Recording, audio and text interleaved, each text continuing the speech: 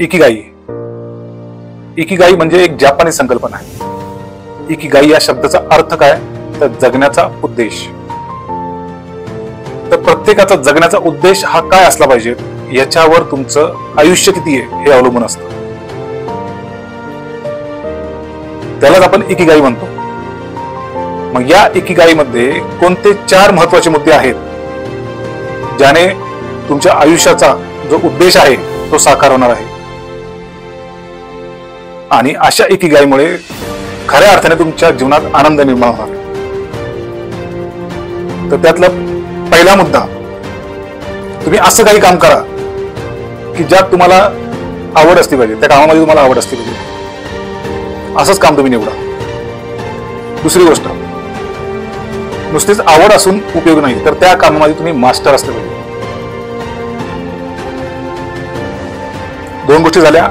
एक तर तुम्ही असं काम निवडा की ज्यामध्ये तुम्हाला त्या कामाची आवड आहे, सोबतच त्या कामामध्ये तुम्ही पारंगत आहात, मास्टर आहात. आणि असं काम की ज्याने देशाला फायदा होणार. नुसतीच आवड असून उपयोग नाही, नुसतीच तुम्ही त्या गोष्टीत मास्टर असून उपयोग नाही, तर त्या गोष्टीचा लोकांना काहीतरी फायदा झाला पाहिजे. आणि चौथी गोष्ट की त्या कामातून तुम्हाला पैसे मिळाले पाहिजे. तर अशा ह्या 4 गोष्टी सोडून जर तुम्ही काही करत असाल तर ते व्यर्थ आहे. खास करून मराठी माणसाने ही गोष्ट लक्षात ठेवणं गरजेचं आहे.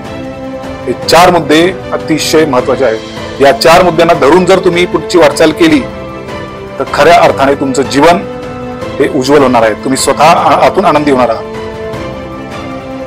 मग असं काम कुठलं की ज्यात तुम्हाला आवड असली पाहिजे, की ज्यात तुम्ही मास्टर असली पाहिजेत, ज्याने जगाला फायदा होणार आहे आणि त्याच कामामुळे तुमचा सुद्धा उत्कर्ष होणार. तर मी माझ्याबाबत एक खरंच परमेश्वराला मी धन्यवाद मानेल की काहीतरी पुण्यही असेल म्हणून मला DXN सारखी गोष्ट आज मला भेटली आहे. आणि आज मी त्या गोष्टीमध्ये खूप आनंदाने काम करतो. त्या कामाचं मी ट्रेनिंग घेतलेलं आहे. त्या कामामध्ये मी आता मास्टरकीकडे वळत आहे.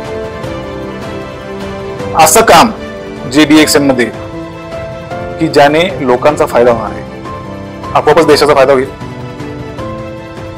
आणि अशा कामामुळे मला पैसेही मिळणार आहे. एवढं सुंदर काम जर तुमच्या आयुष्यामध्ये असेल आणि तुम्ही जर त्या गोष्टींमध्ये रोज काही ना काहीतरी काम करताय, म्हणजे खऱ्या अर्थाने तुम्हाला त्या गोष्टीचा तुम्हाला उद्देश, जगण्याचा उद्देश मिळालेला आहे. आणि ज्या व्यक्तीला जगण्याचा उद्देश आहे त्याचं आयुष्यही मोठं आहे. हेच जापानी रहस्य म्हणजेच आपली इकिगाई. आणि ही इकिगाई प्रत्येकाने शोधणं गरजेचं आहे. जय हिंद, जय महाराष्ट्र.